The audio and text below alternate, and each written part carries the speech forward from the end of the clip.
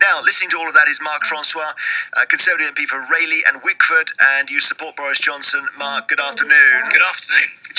Can we just start about the rage? It's difficult to disagree with what Sonia said when she's observed it daily in an office working as his number two. Does it worry you that he has what's called a scary rage? No, look, Winston Churchill was arguably the greatest Prime Minister this country ever had.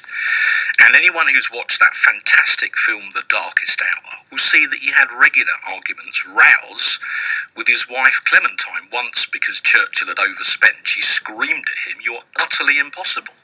So, couples have... Did he have the same chaotic personal life? Look, we'll come on to that. Couples have rows. Loving couples have rows, except in most cases they don't have a couple of ardent Europhiles living next door with a tape recorder and the Guardian on speed dial, do they? And while I'm on your programme, here's a question I would like to pose. The two people that gave that story to the Guardian, how much money did they get for it? I don't know. Well, why don't they come on your programme? Because you media people love to say the public have a right to know. I want to know, one, were they paid by the Guardian for that story?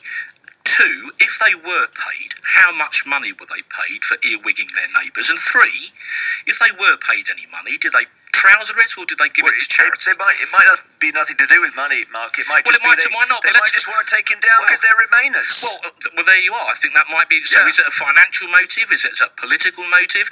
As I say, many couples have rows, but we're lucky we don't have people living next door who hate us with a tape recorder. Do we have rows that are loud enough for our neighbours to hear them? Well, do we have rows where people are sitting there with a tape recorder? As I just said to you, Churchill used to frequently row with his wife Clementine. They had one of the best marriages in history. Banging noises as well, wasn't there? And she said, "Get off me." Look, it sounds like it could be serious. Let me try and give you some advice, if I may. I've been a member of the Conservative Party for 36 years.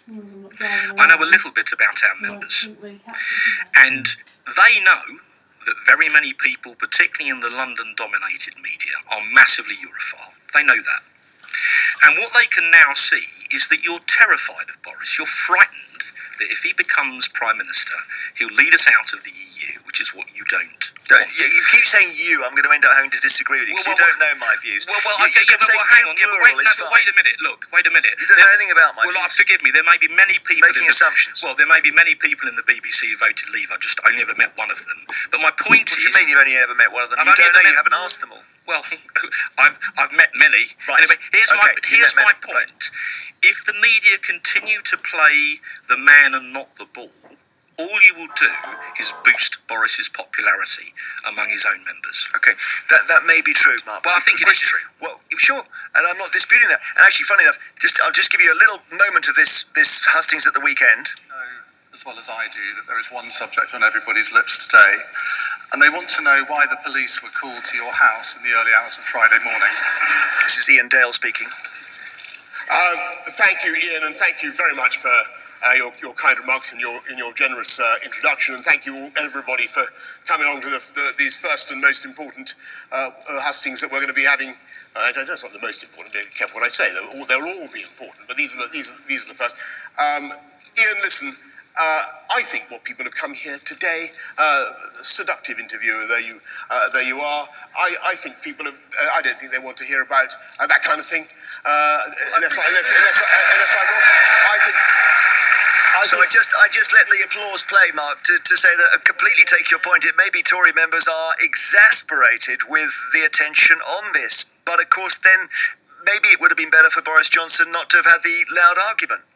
Well, maybe it would and maybe it wouldn't, but, I'm sure there are many couples listening to this radio programme who may have had a row about something over the weekend. The fact is they haven't got two political activists living next door to them. Now, when we come to the decision on who to vote for, there are many factors that our members will take into account, but there is one overriding issue, the issue of the day, the issue everyone's talking about, which is Brexit.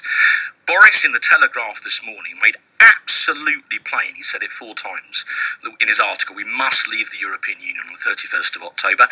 Jeremy Hunt can't say that. Jeremy Hunt served in Theresa May's cabinet, tried to ram the rancid withdrawal agreement through the House of Commons and voted Remain in 2016. That is far more important to our members than what Boris did at the weekend. And Sonia's point that she made, the journalist who worked with him, that is a general point here, that if you have a complicated, turbulent life, the fact we don't know if Boris has 5 or 6 children, what's that got to do with whether or not we leave the European Union? It's distracting from the job. No, that's it's what she not. said. No, it's an obsession for you in the media because you're terrified he's going to win and it'll take us out of the EU.